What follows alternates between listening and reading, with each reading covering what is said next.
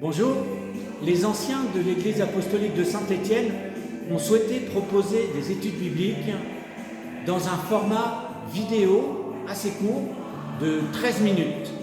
Alors, je te propose de te laisser bousculer par un texte qui me travaille depuis mon adolescence, que j'ai mis 3 mois à apprendre par cœur il y a une quinzaine d'années et qui continue de laisser des traces dans mes décisions. Il s'agit du Sermon sur la montagne.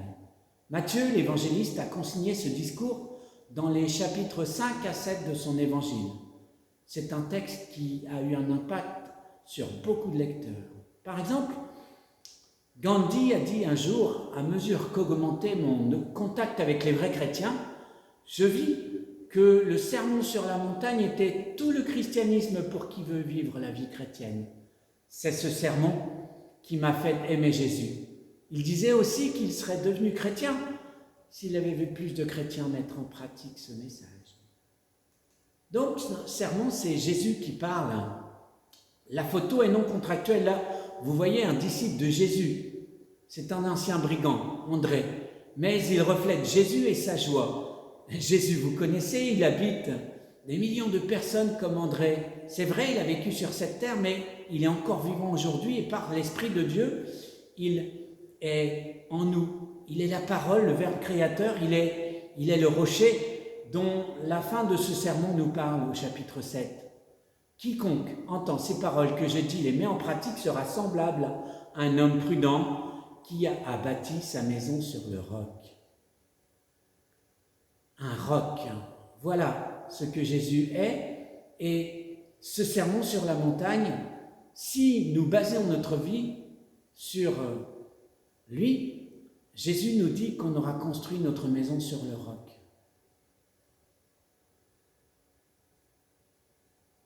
Ce sermon a été repris dans l'évangile de Luc au chapitre 6 avec quelques petites différences. Que cela ne nous trouble point, un enquêteur ne s'offusque pas d'avoir des différences de témoignages dans des faits divers. Le point de vue géographique explique souvent les nuances observées et corrobore les différents témoignages. Donc Jésus parle. Jésus n'a rien écrit lui-même, mais il a demandé à ses disciples de faire des disciples, de baptiser, d'enseigner tout ce qu'il leur a confié. Il ne cherche pas à fonder une nouvelle religion, il est l'accomplissement de la loi de Moïse. Il déclare ailleurs que le salut vient des Juifs, en Jean 4, 22. Quand il donne son nouveau commandement, aimez-vous les uns les autres, en fait, il nous donne le cœur de Dieu. Il résume la loi de Moïse, nous parle de Dieu amour. L'auteur de cet évangile est Matthieu, selon la tradition. D'autres soutiennent que cet évangile aurait été écrit plus tard dans la collecte des traditions orales. Matthieu, c'est un ancien péager, son nom hébreu c'est Lévi. C'est un ex-collabo avec le copain romain. Et maintenant, il va compter les points du royaume. Il donne le tarif d'entrée pour le royaume de Dieu. Il est trop élevé pour que notre propre justice soit suffisante. Je vous le dis, si votre justice ne surpasse celle des scribes et des pharisiens, vous n'entrerez point dans le royaume des cieux. Il va mettre par écrit et donner un éclairage particulier sur Jésus le roi. Dans le figuralisme prophétique d'Ézéchiel et de l'Apocalypse, il est symbolisé par la face de lion. Alors, à qui est adressé ce sermon? La fin de Matthieu dit « Une grande foule le suivit de la Galilée, de la Décapole, de Jérusalem, de la Judée et d'au-delà du Jourdain. » Donc la fin du chapitre 4 et le chapitre 5 débute ainsi. Voyant la foule, Jésus monta sur la montagne et après qu'il se fut assis, ses disciples s'approchèrent de lui. Jésus a accompli des prodiges dans tout le pays. L'attention de tous lui est acquise. Il va donc enseigner cette foule. Et l'effet durable que cet enseignement va produire va faire de plusieurs de ses auditeurs des disciples. Des hommes, des femmes, même les enfants. On l'a déjà bien lu dans la conclusion. Quiconque entend ces paroles. Donc, ce peut être aussi toi. Moi, en tout cas, j'ai décidé non seulement d'écouter, mais aussi de mettre en pratique ce message révolutionnaire. Je veux rester bâti sur le roc. Alors, pourquoi est-ce qu'on appelle ce sermon le sermon sur la montagne, Jésus monte sur une colline qui surplombe le lac de Galilée. J'ai eu le bonheur d'aller sur cette colline en 2009 et j'y ai écouté Jean-Marc Taubois qui nous lisait des extraits de ce sermon. Waouh! Ce n'est pas une colline, ce n'est pas une grande montagne cette colline, mais elle est dans la droite ligne du Sinaï, où Moïse va recevoir les 10 commandements, le plan du tabernacle. Jésus nous donne 8 béatitudes et une succession de leçons pour vivre parfaitement les lois mosaïques dans l'exigence de perfection mentionnée dans Matthieu 5, 48. Soyez parfaits comme votre Père céleste. Plus la grâce du cœur nouveau pour que ce soit de l'intérieur vers l'extérieur que se produise la repentance et l'obéissance. Quand j'étais à l'école biblique, on m'a appris que la montagne dans la Bible, c'est un type de l'Église. L'arche qui va échouer sur le flanc du mont Ararat pour le salut de la famille de Noé. Moïse qui rencontre la présence de Dieu sur le même lieu.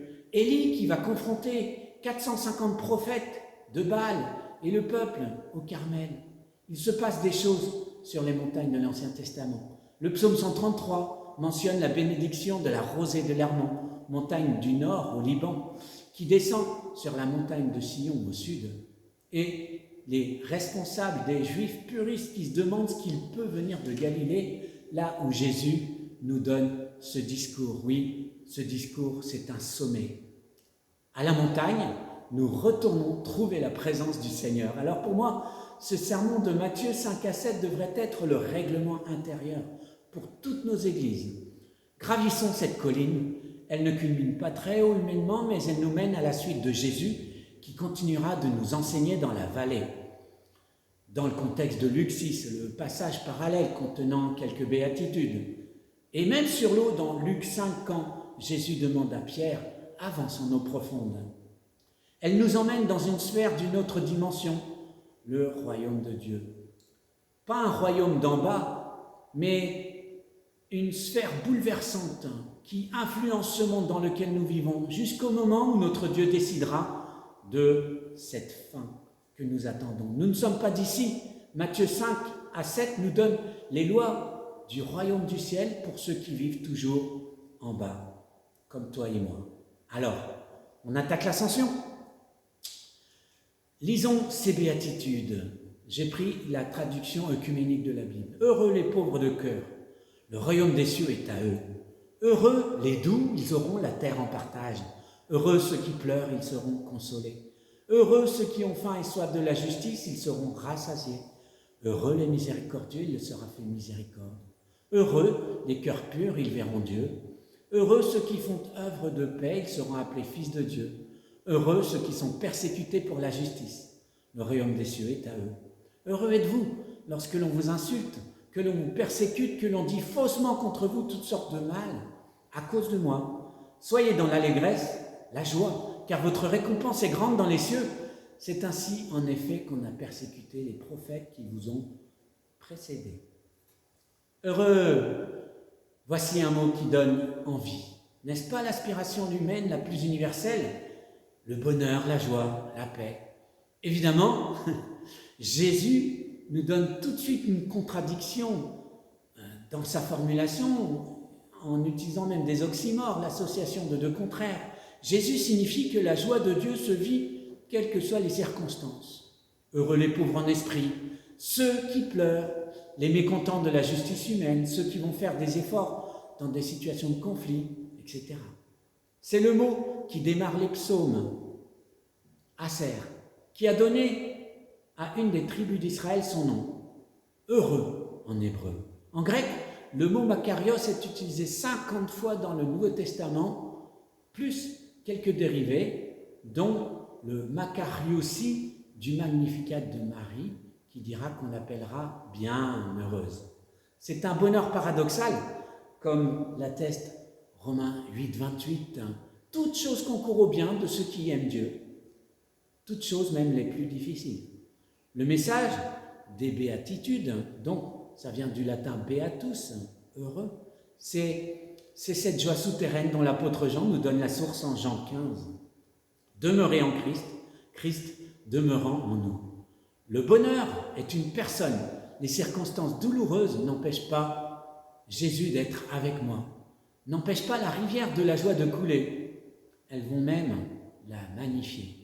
On peut littéralement traduire ces paroles de Jésus, heureux les pauvres dans leur esprit, les malades psychiatriques, heureux ceux qui ne savent pas se défendre contre la violence, heureux les endeuillés, heureux les gens injustement accusés, heureux les gens en situation de pardonner à qui donc on a fait du tort, heureux les gens pas compliqués, heureux les gens qui ne savent pas être violents en situation de conflit, heureux ceux que l'on traite injustement parce que justement, ils vivent de façon honnête et ça dérange.